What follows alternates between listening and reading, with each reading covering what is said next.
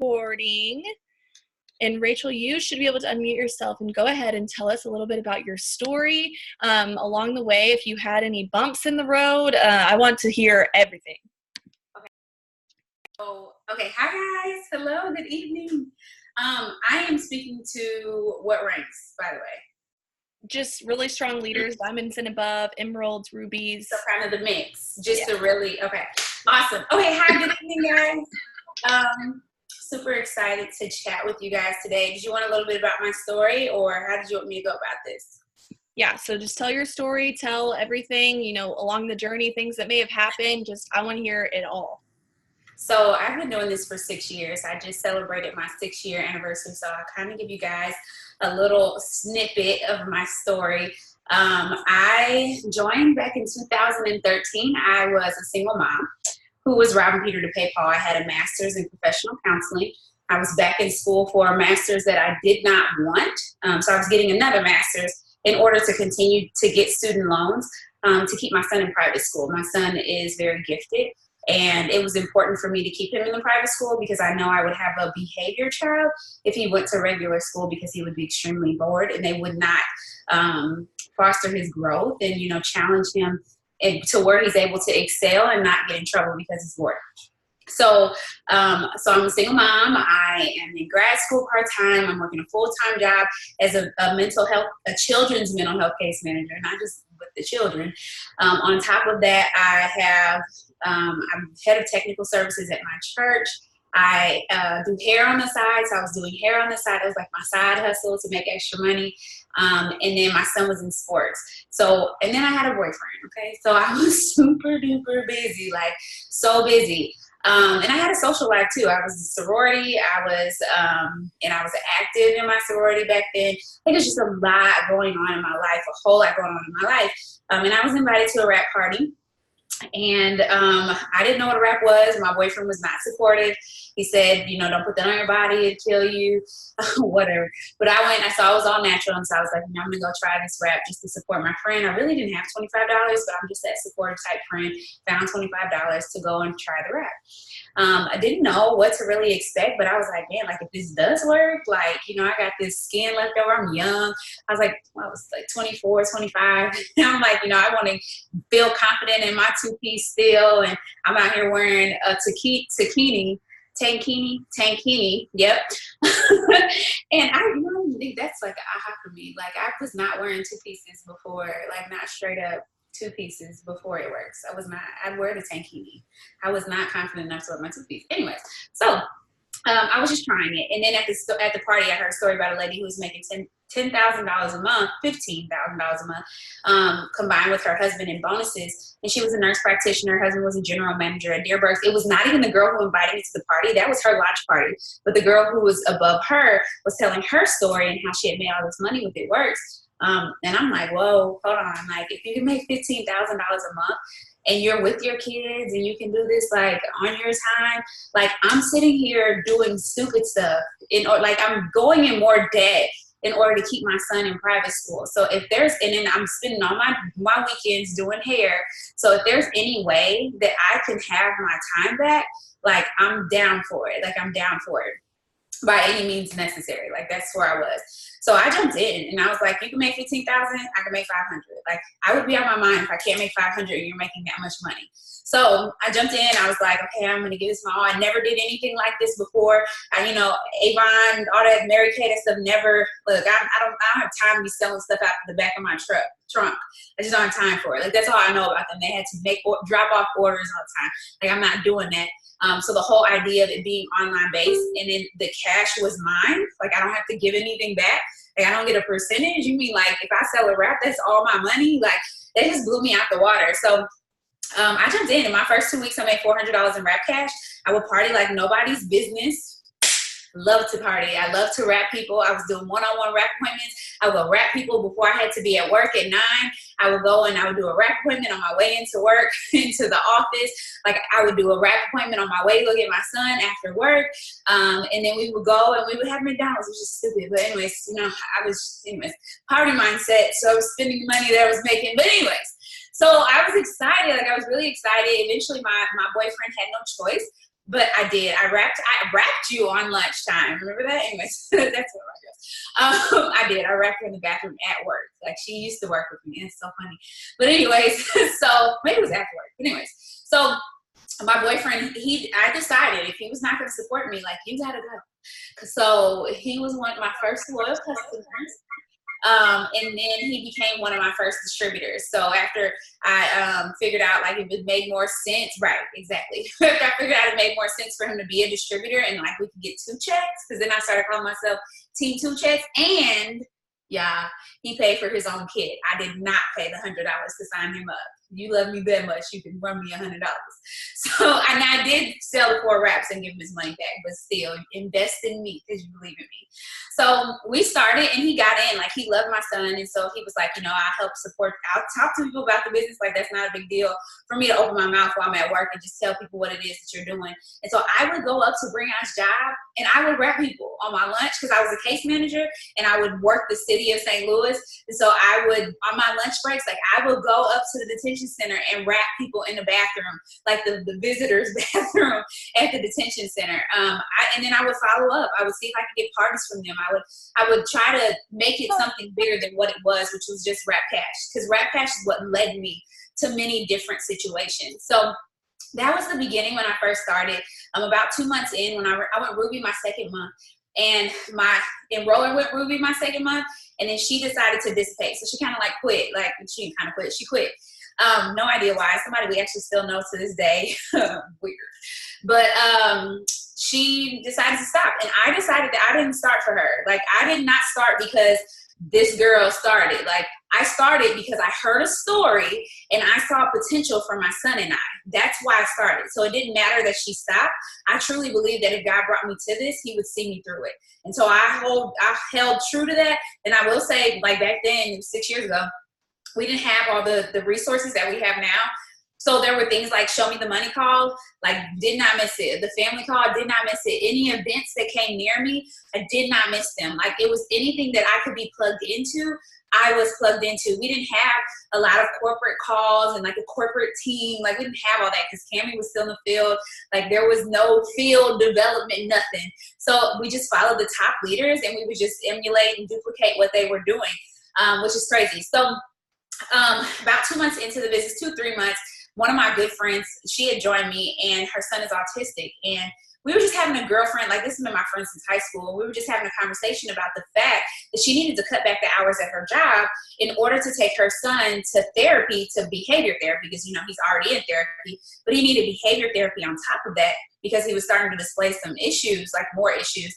And she was like, well, I can't do it because if I cut back my hours, I'm not gonna be able to pay my bills, because at the time she was a single mom. And it was like, I love helping people. Like, that's why I went to school. I went to school for psychology and professional counseling.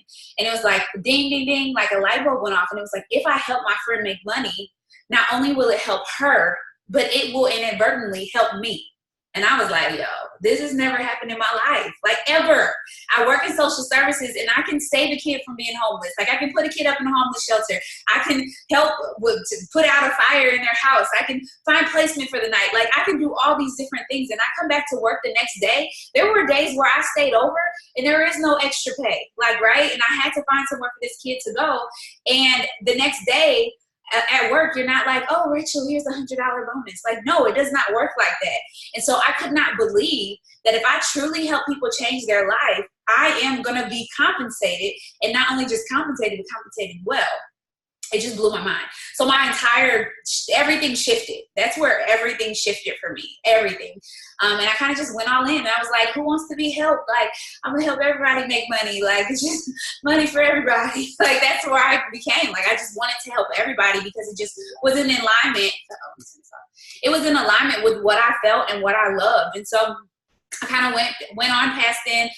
Like I said, no enroller, wasn't connected to anyone above me. I was actually in Cammie's downline. Didn't meet her until, like, I was in business for like 2-3 years when I became a top income earner. And I found her husband was sending my team emails because we were capped to her.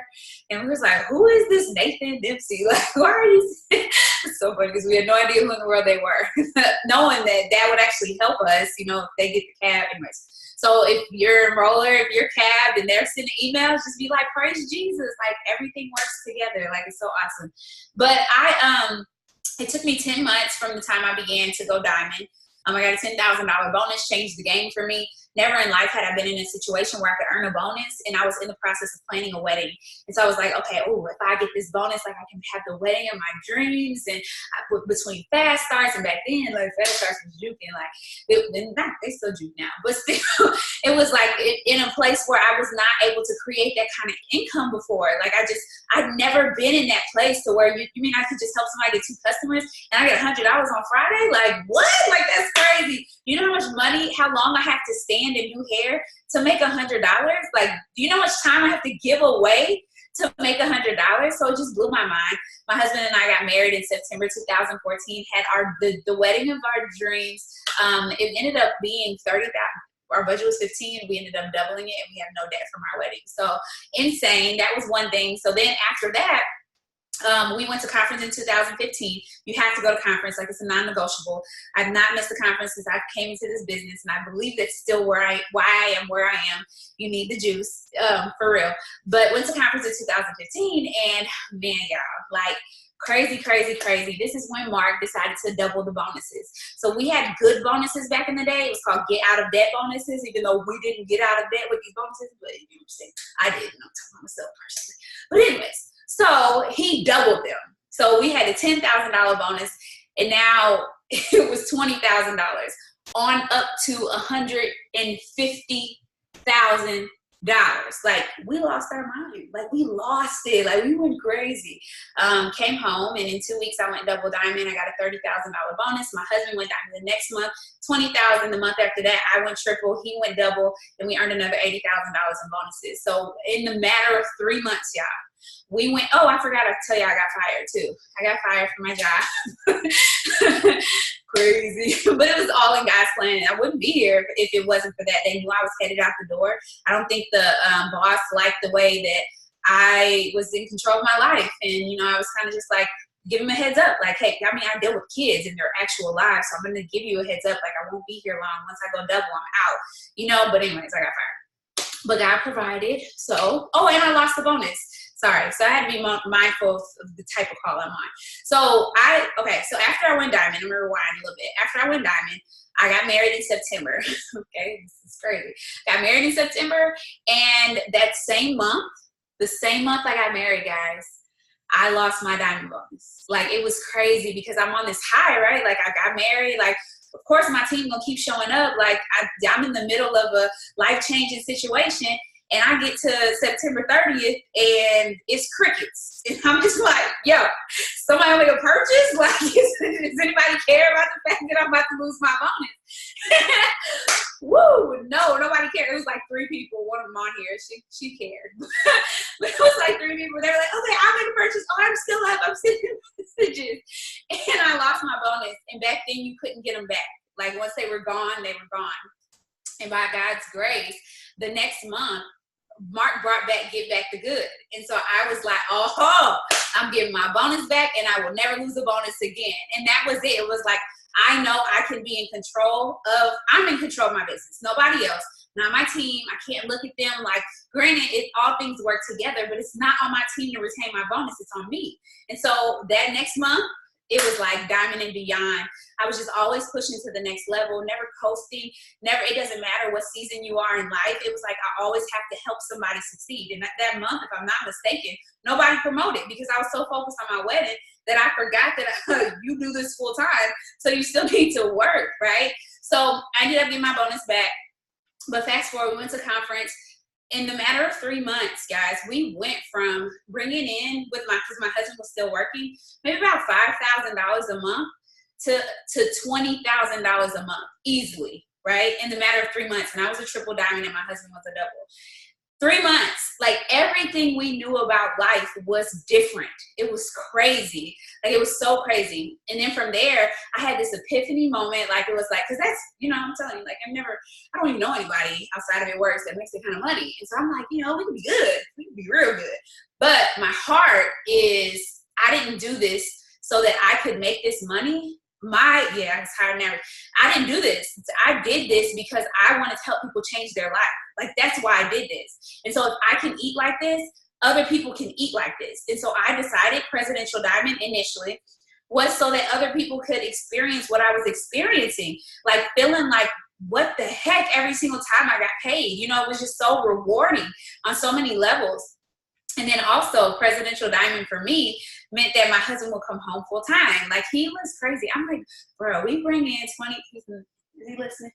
We bring in $20,000 a month, and you're working 3 jobs. Like, your mail complex needs to have a seat. Like, it was ridiculous. It was like, bro, what are you doing? Like, you're never home, and I make all this money. It was crazy. So he was like, okay, well, fine. You go Presidential Diamond, I'll come home. So I went Presidential Diamond in October 2015, and that next month, he handed in his letter of resignation, and my husband has been home. It'll be 4 years. Cannot believe that. It'll be 4 years this year that he's been home full time. So that was insane. So that was one of my whys. You got to have an and then what on the other side, or you won't push. You won't. So then from there,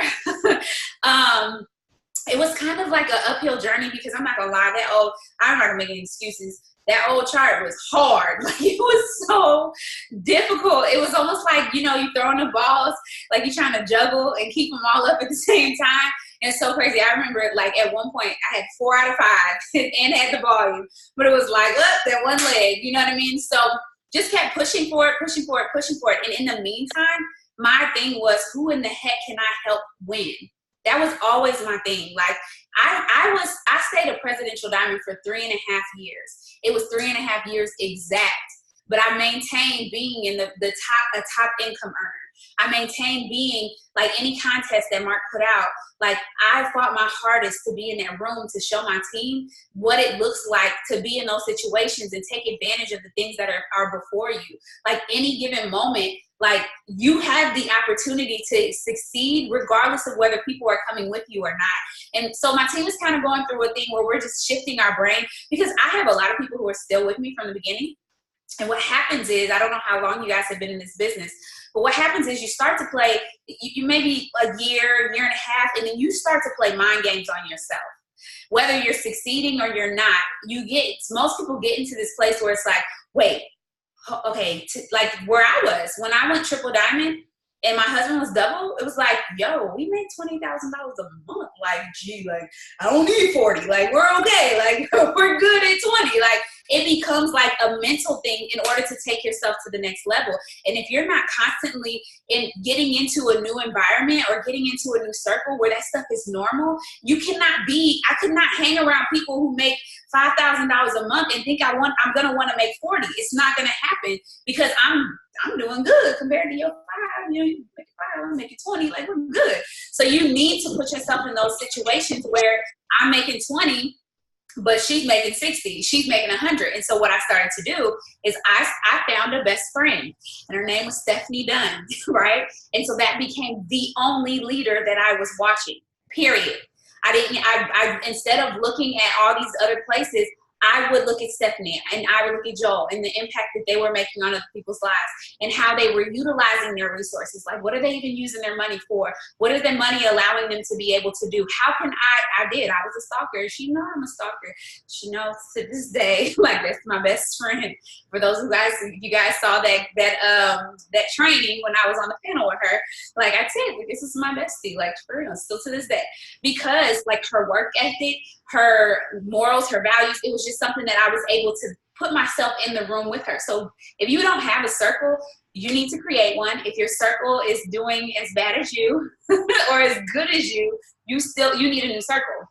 And your circle does not have to be your surroundings, and your circle does not have to be the people who, you don't have to know them. Like, half my circle doesn't even know me, because that's where I want to go. Like that, I want to be that high. So I know when I told my team that I was going to read 4 books a month, they thought I was crazy. Like, they're like, what the heck? Like, you're insane. But this is the kind of things of the people where I want to be. Maybe not you, but the caliber of lifestyle that I desire, the reason I know that is because I'm looking at them. I'm not looking at people who are the same as me.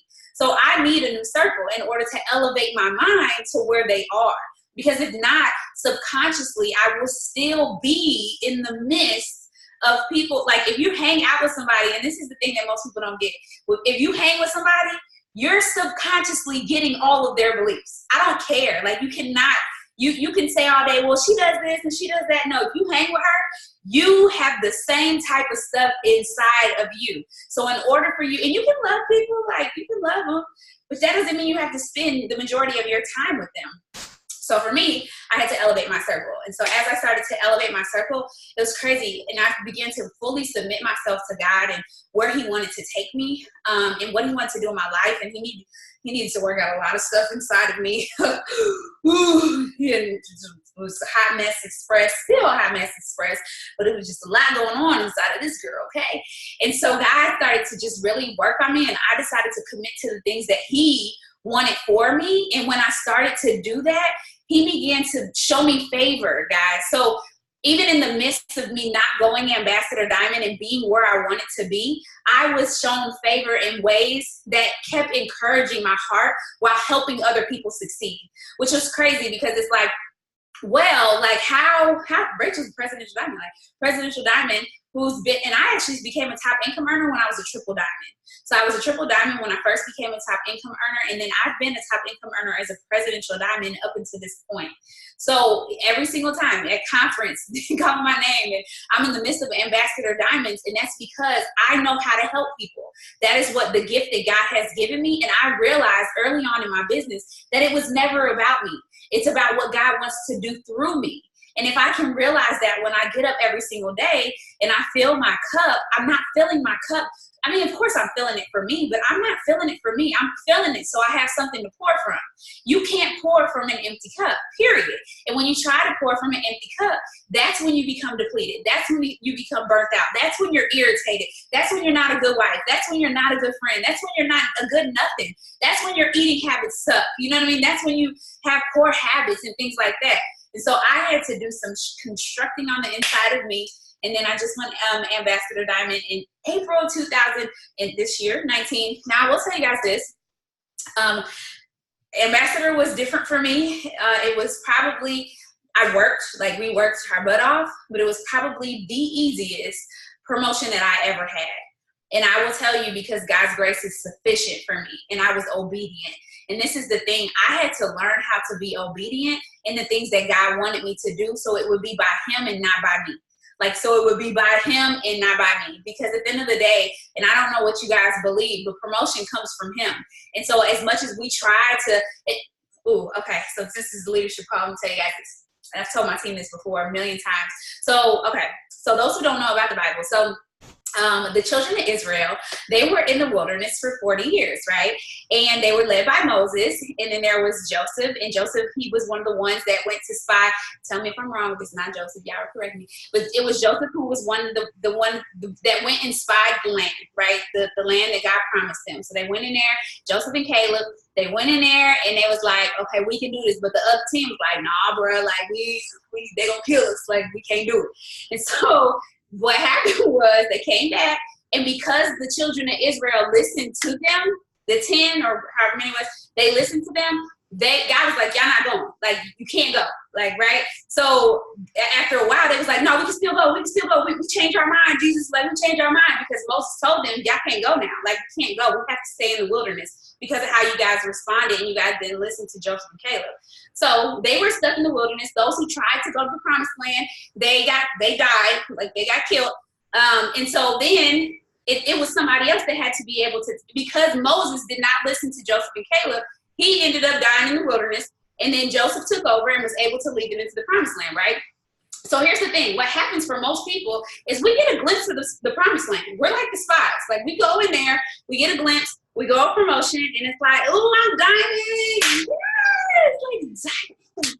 And then you take yourself right on back to the wilderness to go tell everybody about how diamond was. And when you take your butt back to the wilderness, you end up staying there because you're surrounded by the people who don't have the mindset instead of staying and understanding what God told you belonged to you, right? So he told you, no, diamond and beyond is yours, but you're going back trying to beg people to come to diamond and and beyond with you instead of staying there so that they follow you to the promised land. Because I promise you, Joseph and Caleb probably was like, listen, like, let's not go back. Like, let's just not report. Like, we can take this. Like, we got this life, especially since they not trying to hear us. Like, let's just go do this thing. But they were obedient to Moses, so they came back to report, right? So just be mindful that once you go, don't just get a taste of the promised land. Like, go there and dwell there. If you go there and dwell there, people will come to you, right? Like, you don't have to go back to the wilderness. In the beginning, I would tell my team, it was funny, like maybe about a year ago, I told them about this thing called the struggle bus, right? So you have a struggle bus, like, so let's just say like a yellow school bus, right? And you got a coach bus, like, you know, fancy coach bus, right? And you're on the struggle bus and you want to get off, and everybody has their own struggle bus. It might not be finances. It might be, but it might not be finances. It might be your mental capacity. It might be your spiritual growth. It might be the fact that you're fearful. You're scary. Like, everybody has their own struggle bus, right? And you decide to get off the struggle bus. You decide to be brave because, believe it or not, there's no seatbelts. Like, nobody's holding you hostage. The door is wide open. You can get your butt up and get off the struggle bus, but people will not do it, right? So you decide to get off, right? You get off, but most of everybody in your life lives on the struggle bus, including your mama, daddy, all them. Everybody's still on the struggle bus. But you decided by way of it works to get off the struggle bus. Like, you've seen checks that you never even thought was possible. Like, how? Like, I used to work these jobs and I never saw money like this. Like, how? Like, I'm surrounded by people who really like me. Like, wait, you're not talking about me behind my back. Wait, like, what? Like, you get off the struggle bus and you get a glimpse of a life that you never even thought was possible. And then it's like, okay, I'm about to get on the coach bus, because the coach bus is where the new circle is. So the coach bus is the people where you want to be, the growth that you need. And it's like, okay, but you know, then you have your own mindset about the coach bus. You can, like, think about it, y'all, especially if you came from this type of environment where you were really on the struggle bus and you knew the people who was on the coach bus, and you had your own mental struggle with the coach bus because you were like, oh, they're snotty. Like, oh no, they're not going to like me, or I'm not going to fit in, right? So you're like, okay, you're right in between. Like, you can go get your butt on the coach bus, or you can turn around back to the struggle bus. And what do? You say, well, you know what? I'm going to go back and get my mama now. Like, let me just go get some people so I'm not by myself. Like, I don't want to be by myself. So let me go back to the struggle bus and go get some of my people, and then we're going to go get on the coach bus together, right? And in the meantime of getting back on that struggle bus, you didn't realize that you weren't strong enough to get back on that struggle bus. You hadn't stayed out of the struggle bus long enough to stay off, especially trying to convince somebody who has the seatbelt on, like the seatbelt on, to get off with you. So if I can encourage you today, like, if you're in between, know that you're never leaving anybody behind, because they have the ability to get up off the bus. They have it. They can. And if you pray, you could pray for them. Like, it's so funny, at church on Sunday, I think my pastor said, she said, let's just say there was a storm outside. She's like a hurricane outside, guys. And you see your neighbor outside sitting in a lawn chair in the front. And you like, wait a second. Like, you're looking like, yo, you're tripping. Like, it's a hurricane. Like, you about to die. And she said, so what you gonna do? Like, you gonna be like, all right, I'm gonna go get my chair from out the kitchen, and I'm gonna go out there and I'm gonna sit with my friend, and I'm gonna make sure that they're okay. No, that would be stupid. Like, you're gonna be like, you might peek out and be like, hey, are you okay? Like, come on, like, what are you doing? You should go in the house. Like, you should go in the house. And if they like, nah, I'm good. I'm just out here enjoying the scenery. What are you gonna do? You're gonna close the door.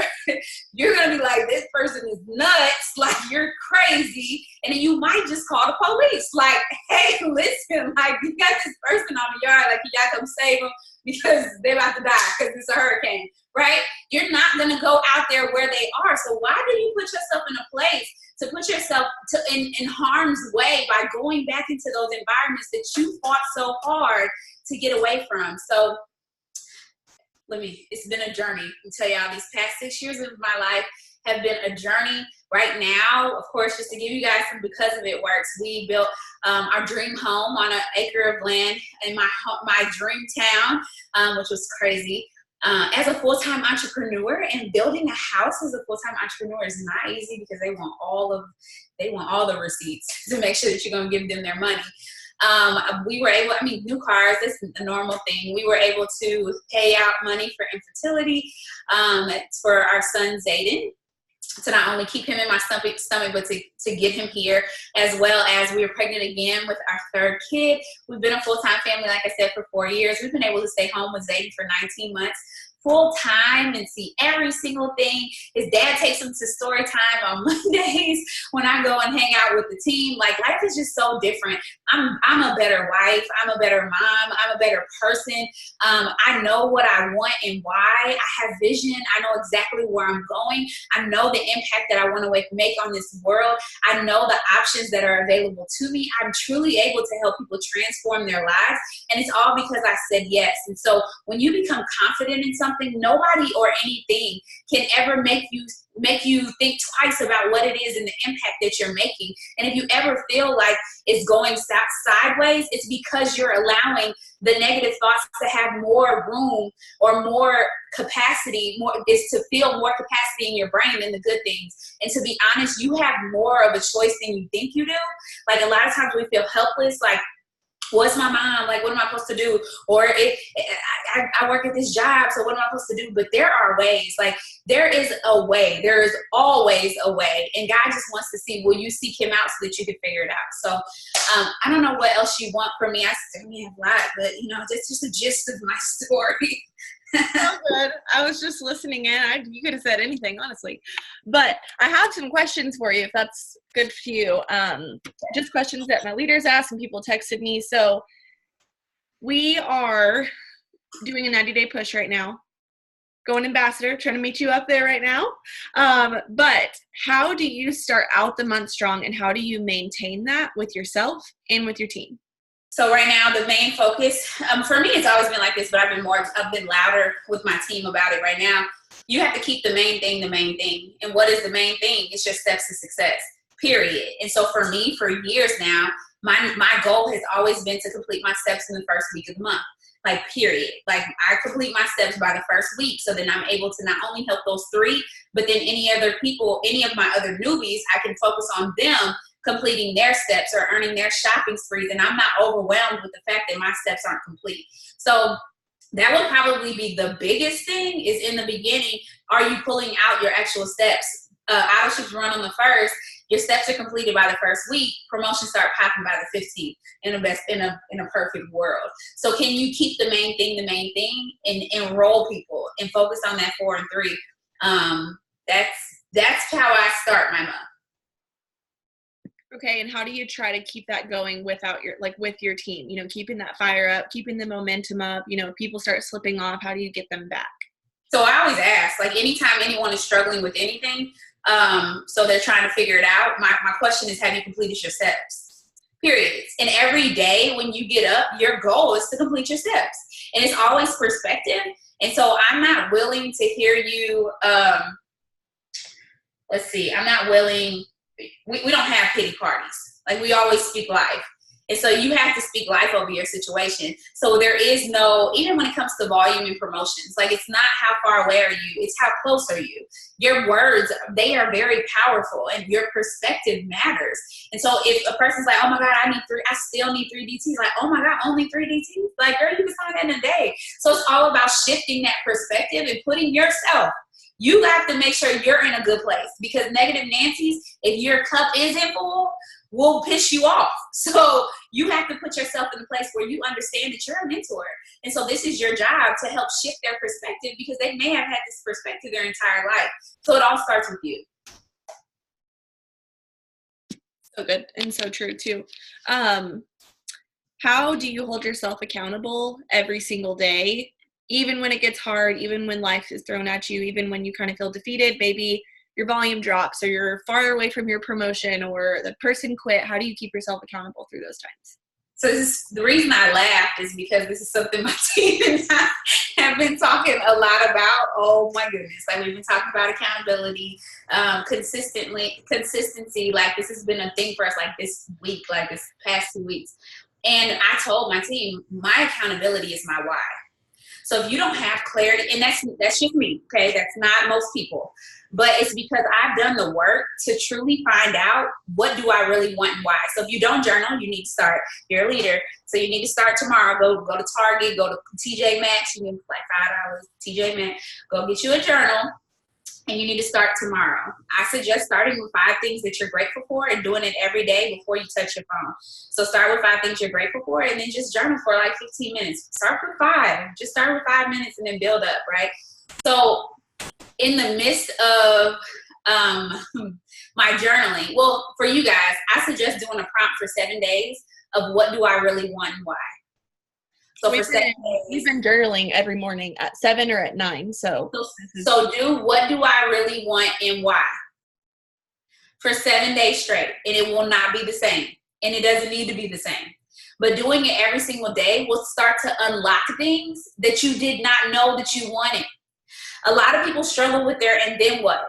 Because you don't even believe that your goals right now, like you can't even fathom them really happening. It's like you really want them to happen, but it's like, oh yeah, like, but I don't know, like if it does happen, it'll be real nice, right? But what about when it does happen? Then what? Like, what happens when you go presidential? What happens when you get the $10,000 check?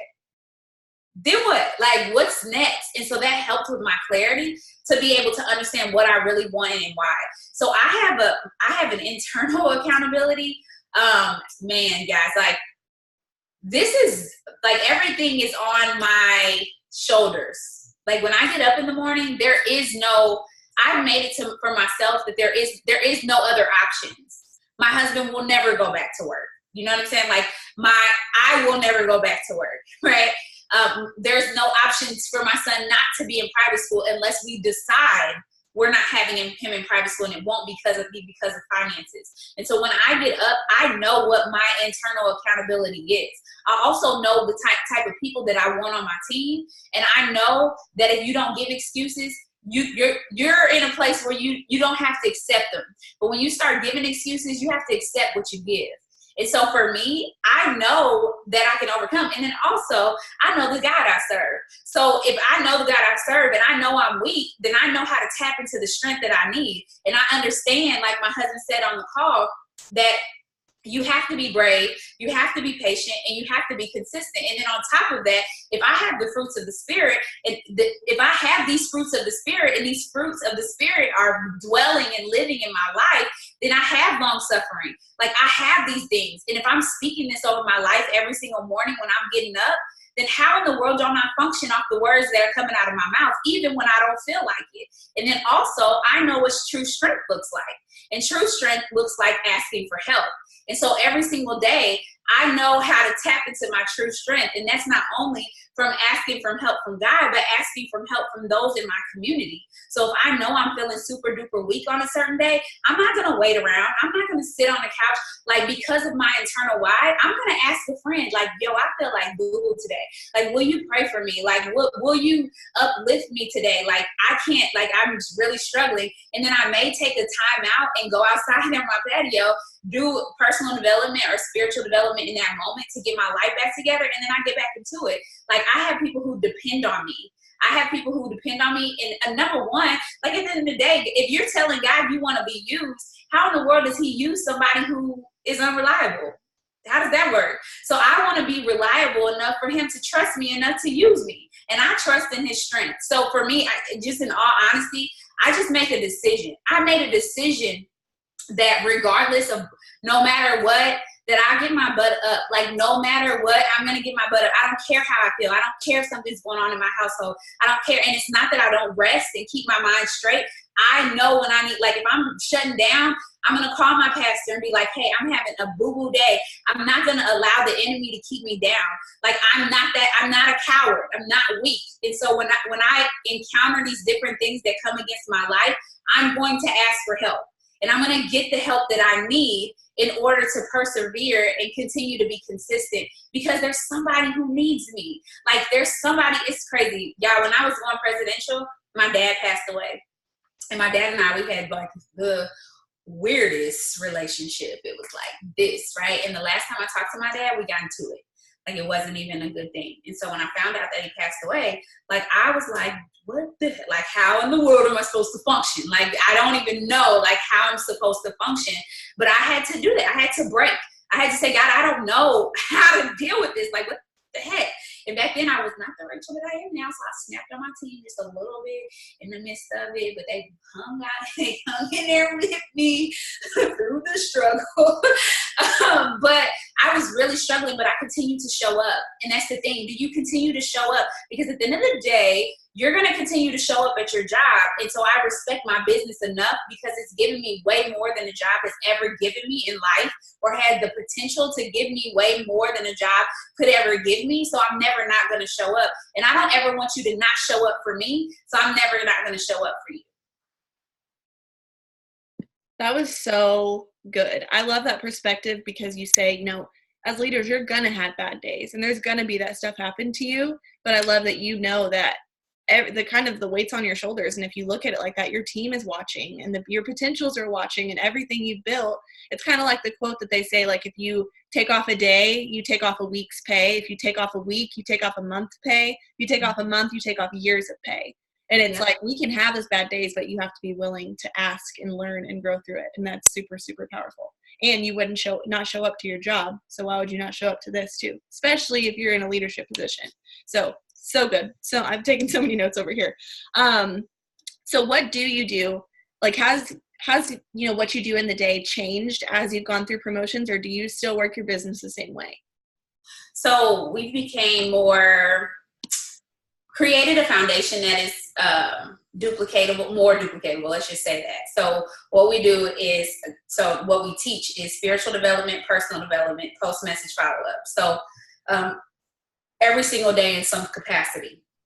Every day won't be the best day, like I know. So we have spiritual development for me. I mean, it's great if you listen to a sermon online, but that my team knows I want you to have like a devotional, like get you a devotional, have some alone time. You start off as 15 minutes, whatever. But do a devotional and eventually, prayerfully, you start reading your Bible, right? And then personal development, podcasts and all that jazz is real nice. Listening to YouTube motivation, that's cool, but you need to be reading books. So you do spiritual personal development, and then you post. I would say between their stories and their page at least 10 to 20 times a day, messaging at least 25 new people and following up with at least 50. And for me, my goal is to do that every single day, but I show myself grace. There are days, like especially on Mondays, normally, today I was doing our team schedule, but normally on Monday, it's a non-negotiable for me to send 100 messages, like period. Like every single Monday, it's a non-negotiable for me to send 100 messages, because then I could eat off those 100 messages all week long, which is crazy because I'm still doing my PMF every single day, but it kind of gets and sometimes y'all, my Monday messages are just like, hey, happy Monday, hope you have a good day. Like it's legit just to open up the door. So I'm in a position to where now we can have interactions. So, and then get them talking, because sometimes when you send your follow-up, they be like, nah, bruh, like you don't get nothing at all, but you're just saying, have a good day. They're like, oh, she's nice.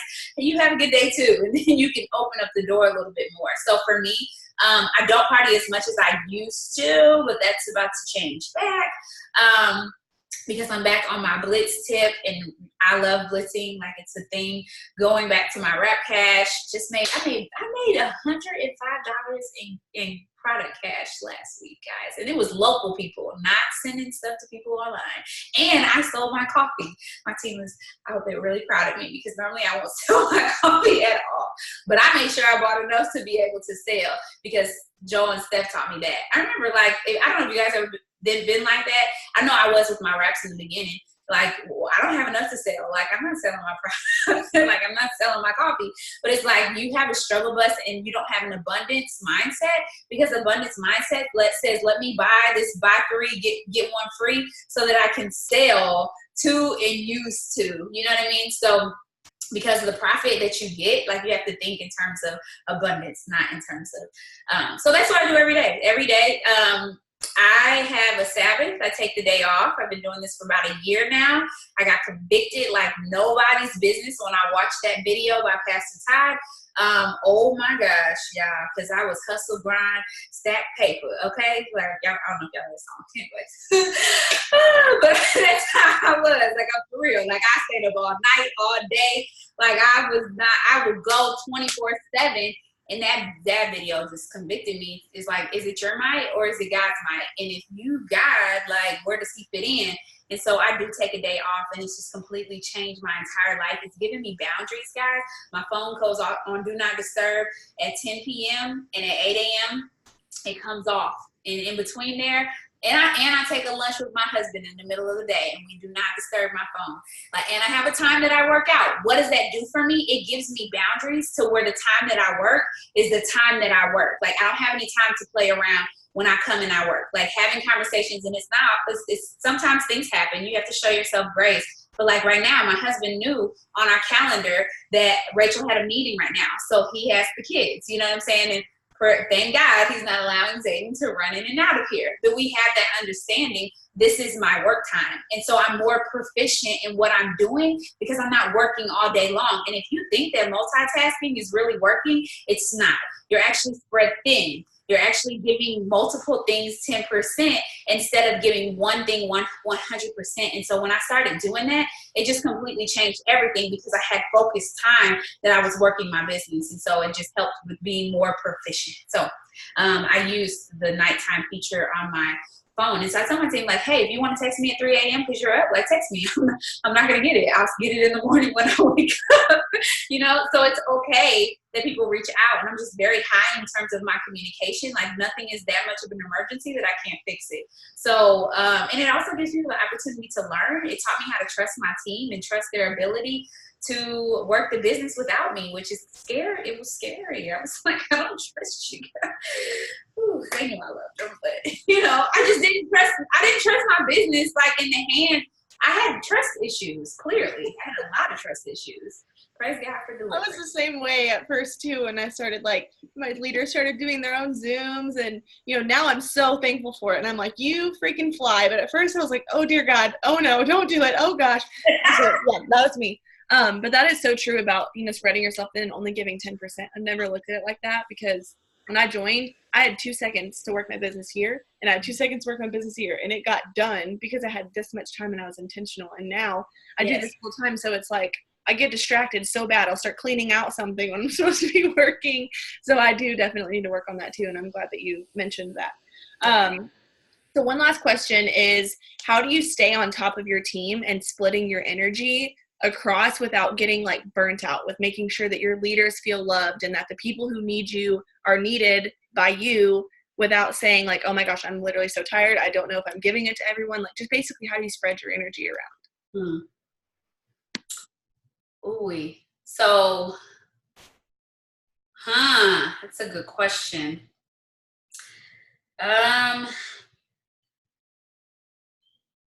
So I have an open door policy.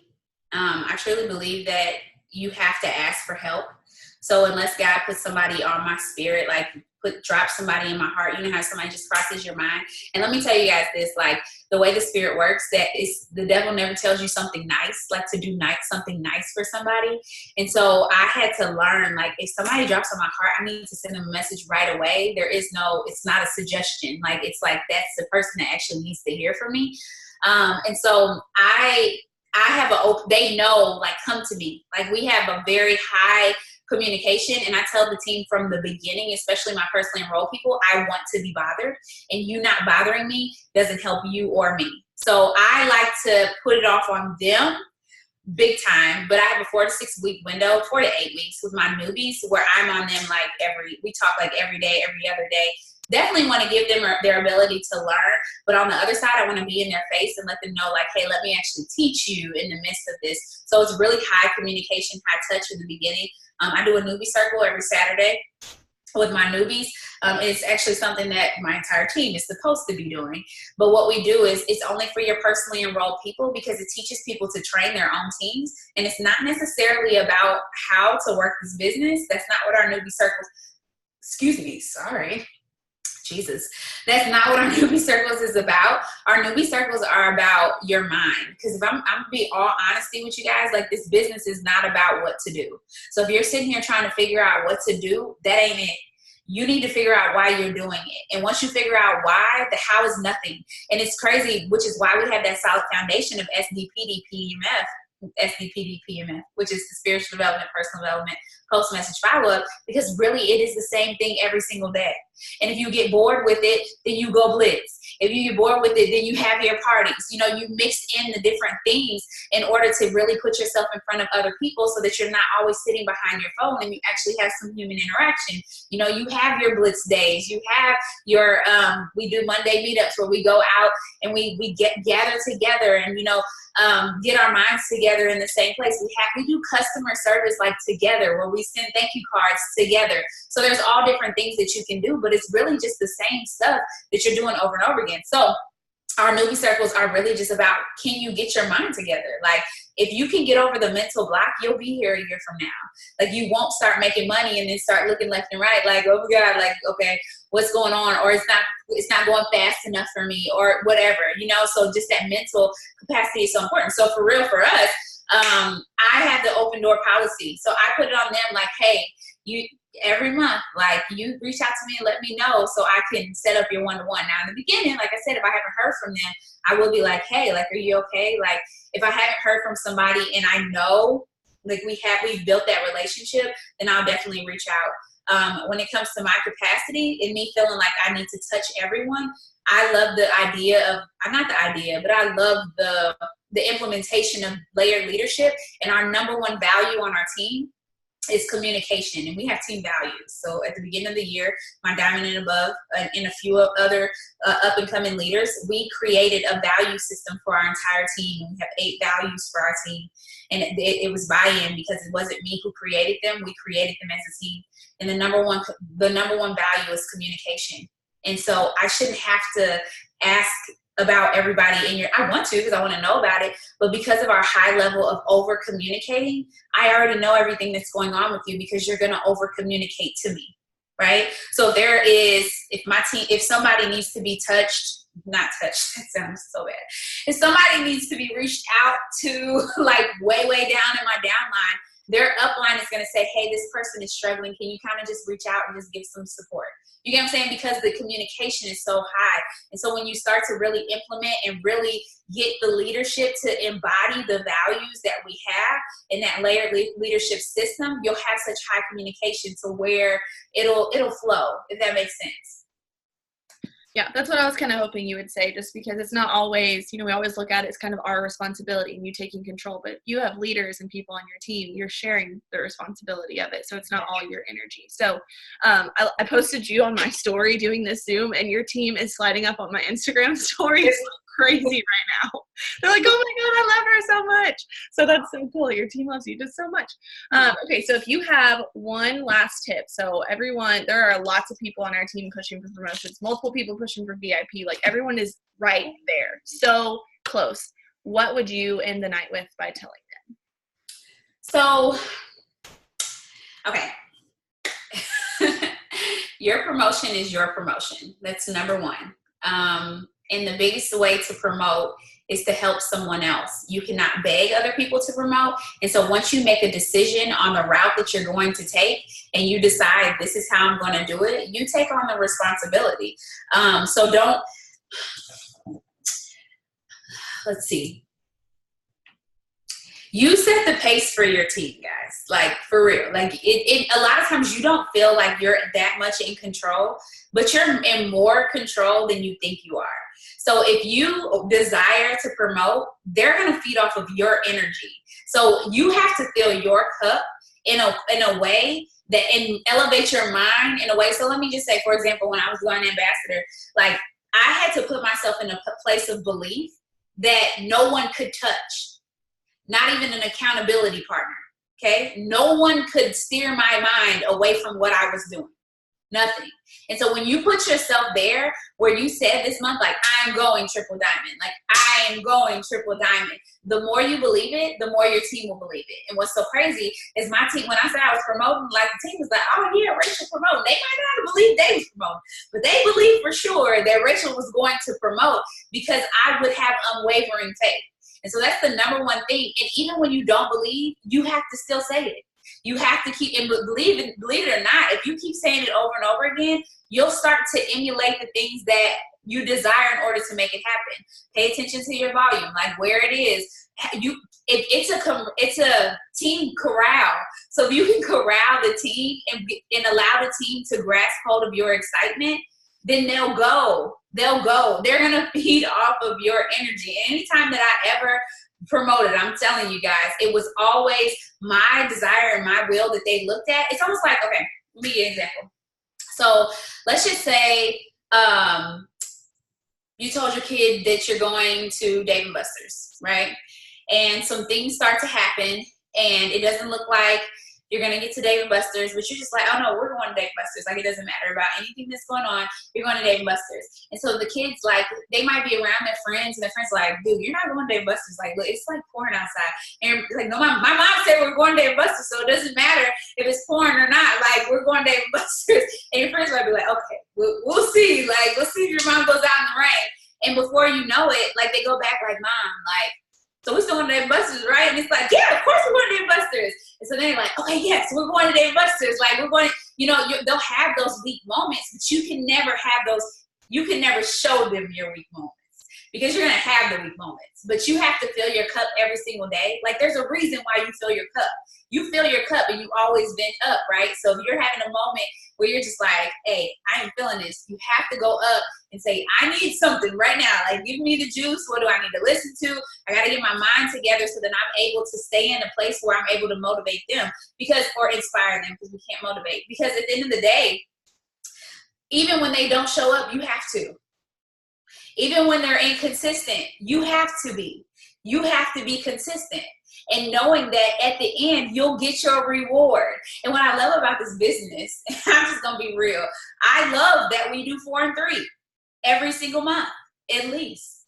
Because we know that the 3 is not always going to sustain. So just because the people who helped you get to double might not, 9 times out of 10, they probably aren't going to be the people who help you get to triple.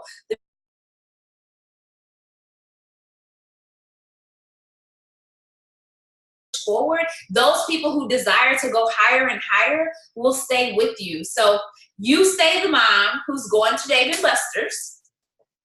No matter how stormy it gets outside, you keep your smile on your face and you tell your kids you're going to Dave & Buster's, but then you actually get your keys. You actually get in the car, start your car up, turn your lights on, and drive to Dave & Buster's, if that makes sense. I love that analogy. That is so good.